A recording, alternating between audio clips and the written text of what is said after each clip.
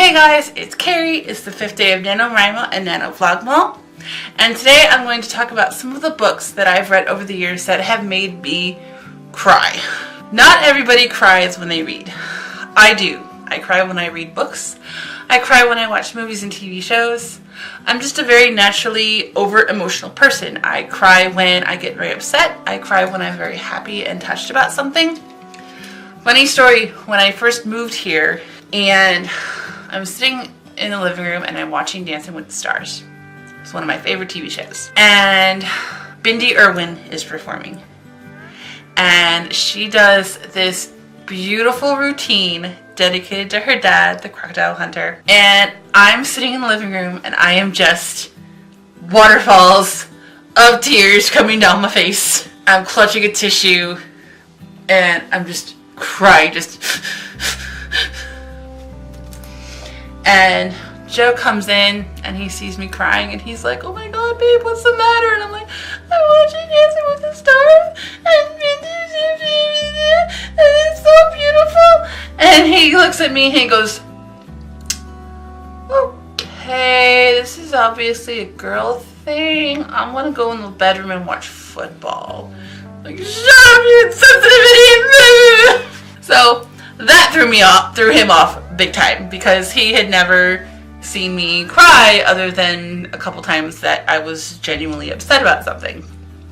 He'd never seen me cry over a TV show or a movie, so that was different. So I have 7 of some of my favorite books that I've written down. I could do movies and TV shows, but we'd be here all day and I only have so much space on my memory card to record. I have 7 books here. I tried to kind of rank them in order from least to most sobby, but they're all pretty sob-worthy in my opinion, or maybe that's just me. I don't know. So my first one might be a little bit surprising, number 7 on my list, because it is nonfiction and it's a hefty one at that. It is Team of Rivals by Doris Goodwin.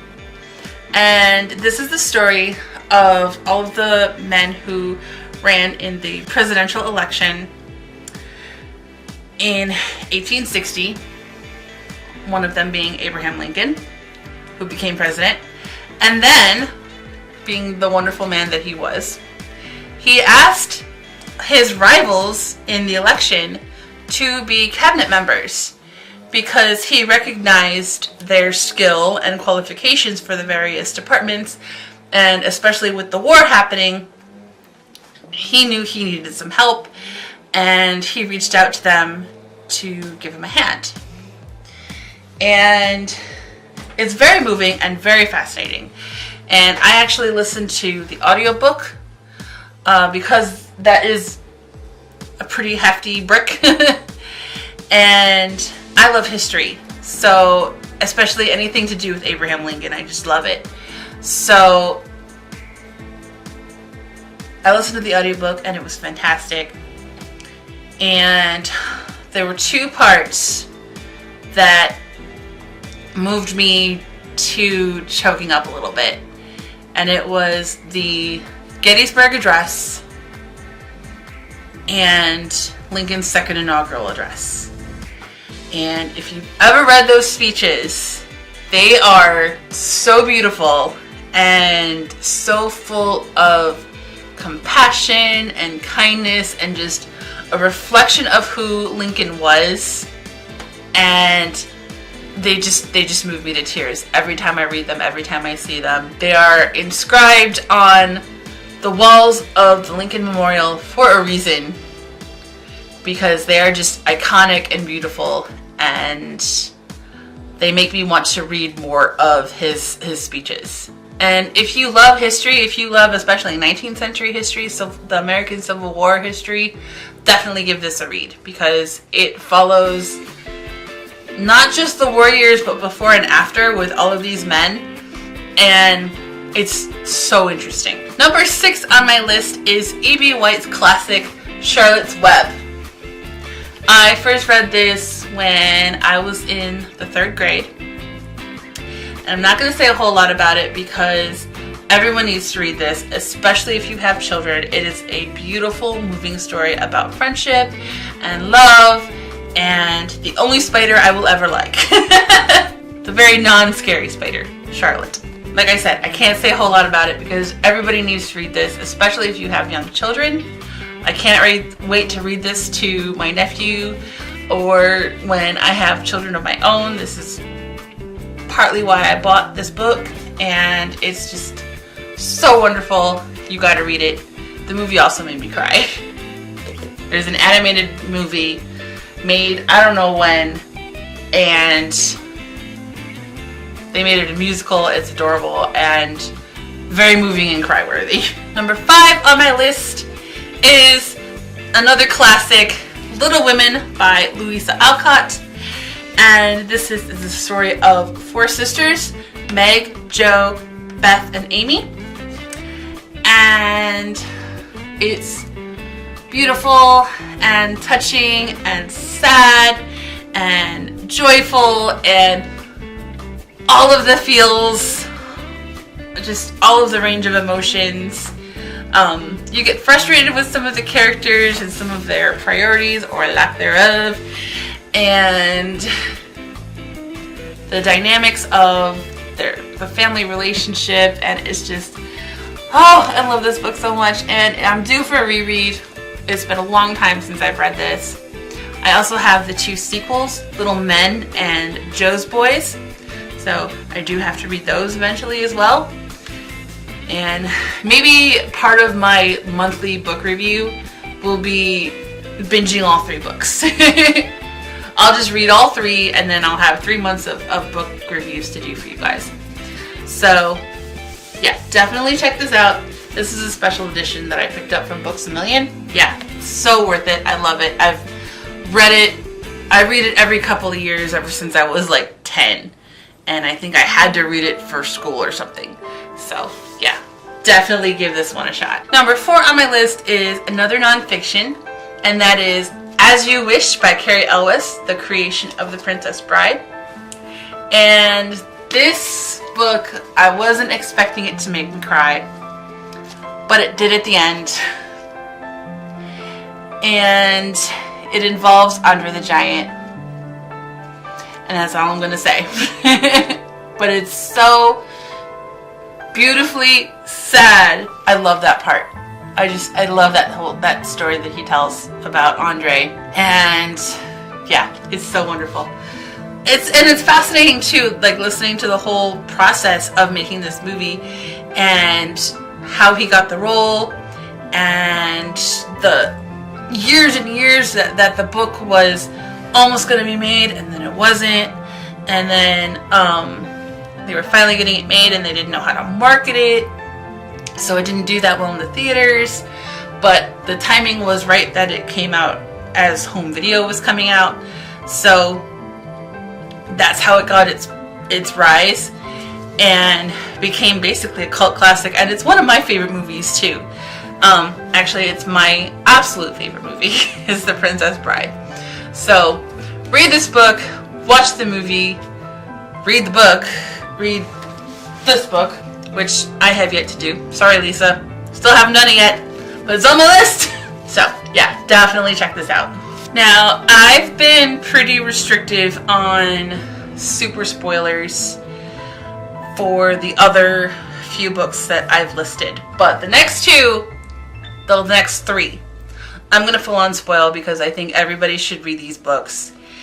And if you haven't, that's on you that you're about to get spoiled for the rest of this video. Because number 3 is Harry Potter and the Order of the Phoenix. This is at the same time my favorite book and my least favorite book. Because there's so much that goes on and they kill my favorite character! We spend 900 pages building a relationship with Sirius Black in this book as the Order of the Phoenix is living in his house, and Harry gets to bond with him and he gets to know more about his family and his friendship and Sirius's friendship with James and Lily, and Remus, and yeah, we learn about their whole dislike of Snape. That's for another video. And then he dies at the end, and I could not handle it. We went through all of this, getting to know him, and I fell in love with him, and then the Battle of the Department of Mysteries, and he dies, and I was so upset, and I was mourning right along with Harry. He was already so sad and so teen angsty in this book already, that to have genuine grief, and the conversation that he has with Nearly Headless Nick about whether or not Sirius is going to come back as a ghost, and it's just, tears, so many tears. I was so mad. It was awful. Such a horrible. But at the same time, this is my favorite book because we learned so much, and I read this near 1,000-page book in 3 days at my parents' house in my basement bedroom. I just stayed down there all the time. I came up to read or to eat and go to the bathroom. That's it. I was just sucking this. I think I probably got like 3 hours of sleep a night because I was reading until I literally could not process any more words. Number 2 on my list is Harry Potter and the Deathly Hallows. I got very upset with this book. So many deaths in this book. I kept getting it took me so long to read this book because somebody would die and I'd throw it down for like the rest of the day. And then I'd pick it up and I'd start reading again, and then somebody would die and I would throw it down. So I cried when Hedrick died. I cried when Dobby died.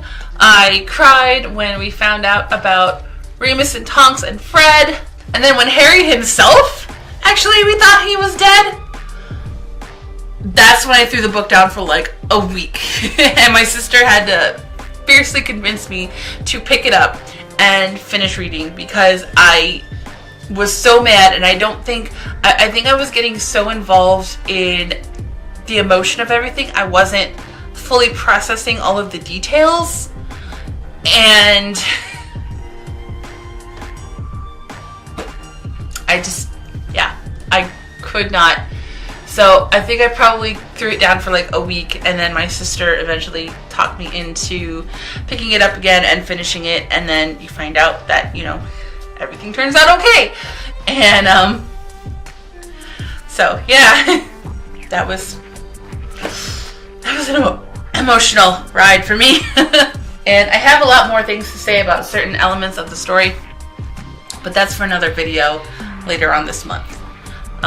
And then you'll hear my full review in a few months when I get to that book in my reread. And number 1 is actually a book that I do not have on hand right now, and that is Mockingjay by Suzanne Collins. And I didn't really cry when Finnick died.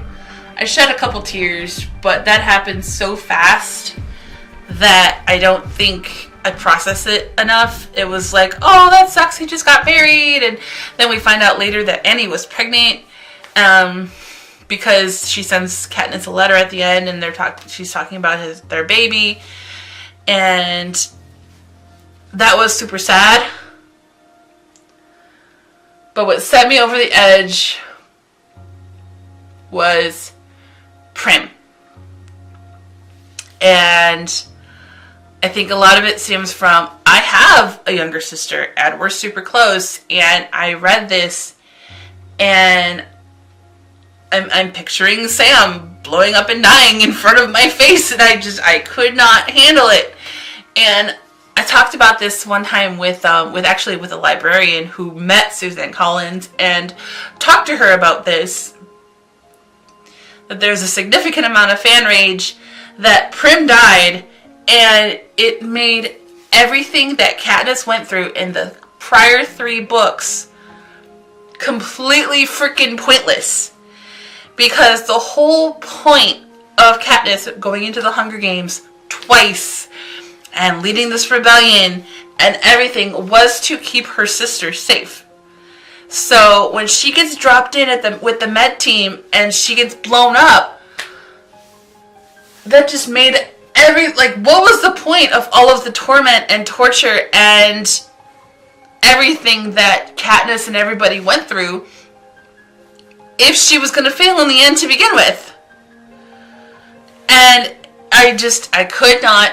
When that scene happened, I threw the book down and I wouldn't pick it up for like a month. A bunch of coworkers at my former job had to convince me to finish reading it because I was so mad and I was so upset that this happened and I couldn't take it. And so I finally read it and I finished it. And when I went to go see the movie, I was crying during that too, because they add a scene, and I believe this is in part 2 of the Mockingjay movies. I don't remember, but there's a scene with I think it's part 2, where they're at Finnick and Annie's wedding, and Prim and Katniss are dancing together, and they hold each other close, and they tell each other that they love them. And knowing that Prim's death was coming, I lost it. I absolutely lost it, because this was the last time, at least according to the movies, that Katniss sees her sister until that point. Like, she sneaks off and joins the fight. And so that was her last chance to talk to her and tell her sister that she loved her. And I broke down. I was trying so hard to hide it, but I broke down. And my sister was sitting next to me. I went with her and one of her friends. And they saw me crying and they just started giggling. But I just took it a whole different emotional way, and I could not handle that scene in the movie. And when the death scene actually happened, I lost it again. Like, I just could not. I hate reading that part in the book. I hate watching it in the movie. It just renders everything pointless. And it has extra feels, I think, if you have a younger sibling, because at least the way I read stuff, like, I kind of do a self-insert with some of my favorite characters. Like, I kind of picture them. So I'm visualizing myself as Katniss going through all of this. So naturally, I would visualize my sister as Prim. And just, I could not. I had recorded this video, or I thought I recorded this video earlier, and my camera was acting up, and I actually had broken down crying. So maybe it's a good thing that this was a second take, because you guys would see me sobbing right now. So yeah, I could not. I still get very upset when I think about it. I just couldn't take it. So those are 7 of my favorite books that have made me cry. Let me know down below if you agree with this list. If you have others that have made you cry, do you have any recommendations? Do you still like them even though they made you cry? Check out my Patreon page, my Skillshare class, and all of my social media in the description below. And I will talk to you guys tomorrow.